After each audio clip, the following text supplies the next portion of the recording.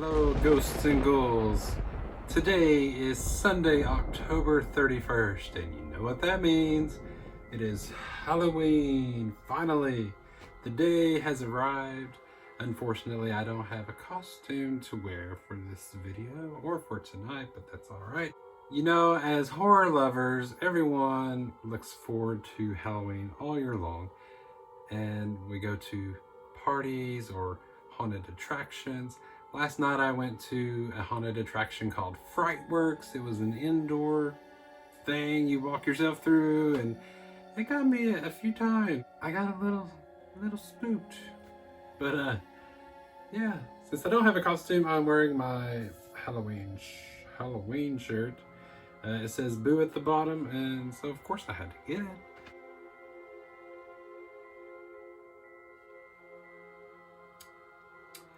Gotta have my coffee. Yes. Love it. So today I'm going to be doing my October wrap-up.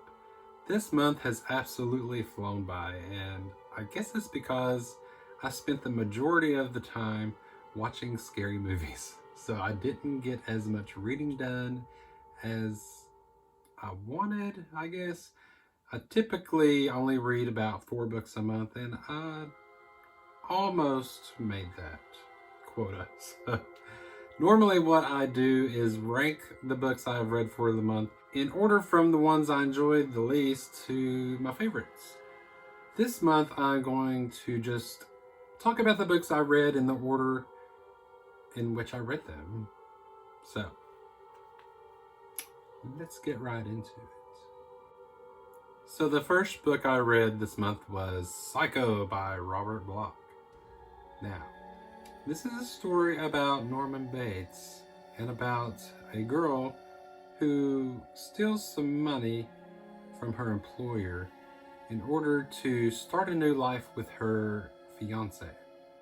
So on the way to meet her fiance, who knows nothing about her plans, by the way, she runs into a rainstorm. It's dark, she's tired, so she finds this little motel in the middle of nowhere, basically, and it is the Bates Motel.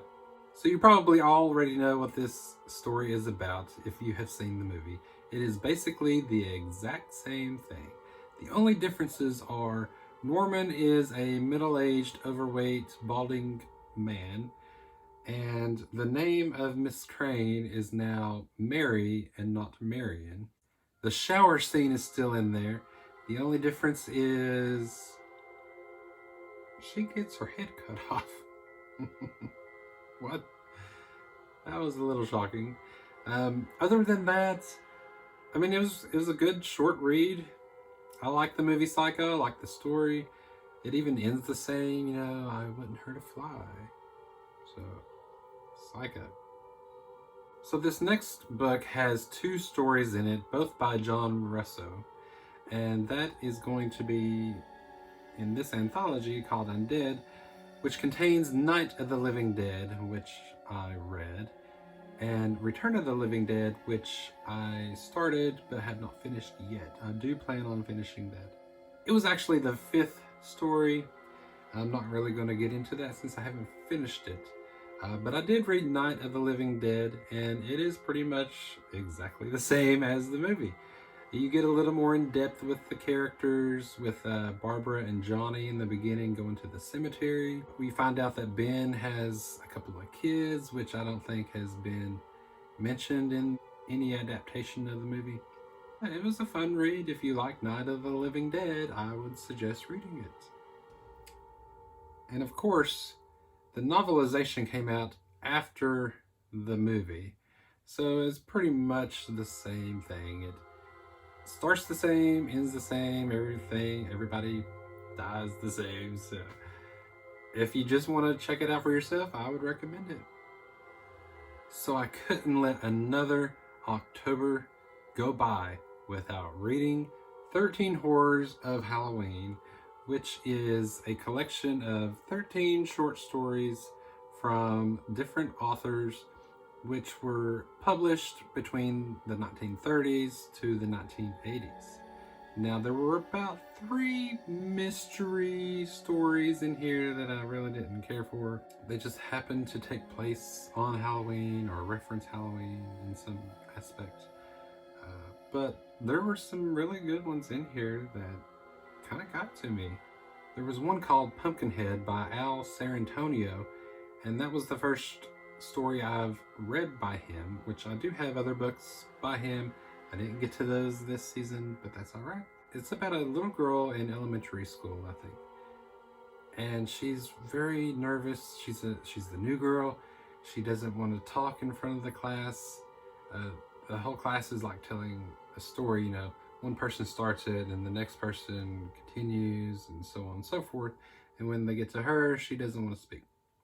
The teacher kind of suggests she participate. And she's like, well, I want to tell my own story. So she gets in front of the class and she starts telling this story about this little boy called Pumpkinhead. And his head was shaped like a pumpkin. And everybody made fun of him. And then one day, his parents decided he needed surgery in order to correct his deformities. So he did. And now he looks like a normal little kid, except he's now a girl. And this girl, who, she doesn't say it at the beginning, or she doesn't say it in the school, but she later goes to a party and reveals the rest of the story, and her head starts expanding and, just coming apart, and the real Pumpkinhead is coming back, and everybody just starts freaking out. It was so good. But there are several good stories in this. If you ever get the opportunity to read this, I highly recommend it. So it's a good spooky read for Halloween. So the last book that I did finish for the month was a 2020 release that I bought back in July, I think. And I had been saving it specifically for October and the Halloween season. And that's going to be Don't Move by James S. Murray and Darren Wearmouth. This is a story, let me just say, it starts out with a Final Destination type scenario. One in which that I have often thought about. Like, the swings at the fair where you're swinging out, and you're flying this way and that way. Yes, it involves that. And let's just say tragedy occurred. It was very gruesome.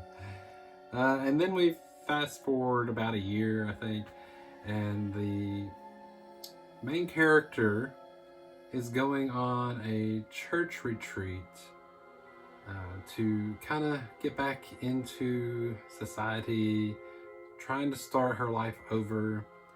And so she goes with a group of about 8 people, which is kind of a low count for a church retreat, I would think. And they go to this place that one of the guys picked from Google Maps. And I thought that was strange. And he doesn't seem to know where he's going exactly. He kind of gets lost easily. And he has to stop at rest areas to check maps and stuff. Okay, whatever. So they get to the place they're going. And one thing I didn't like, because James S. Murray is one of the impractical jokers, and that is referenced in the book, and it kind of took me out of it and whatever. But the creature in this story is like a prehistoric, huge ass spider. Unfortunately, we didn't get a lot of actual action between the characters and the spider until like towards the end. I was expecting more of a bloody, gruesome time. Unfortunately, most of the deaths appeared off the page. However, I did enjoy it. I would probably recommend it if you are into creature features. It's a good little story. The ending, yeah, it was a little bit surprising. I can't really say anything else without spoiling it, so I will just let you be the judge for yourself. So, Don't Move giant spider. Yes. And like I said, I did start The Return of the Living Dead by John Russo. It's not like the movie at all, so if you're a fan of the Return of the Living Dead movie, you might not like the novel version, which did come before the movie, so I don't know why they decided to make it a comedy horror movie. But I do love that, and I'm kind of enjoying the novel.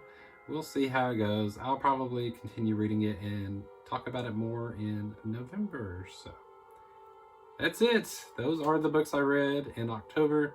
Not a whole lot, but you know, that's okay. I like my scary movies too, so I had to watch them, which I watch all the time, but I watch more than usual. Anyway, thanks for tuning in. I hope you all have a wonderful, happy Halloween. Stay safe, stay spooky. Come back and see me next time. And until then, keep turning those pages. Bye.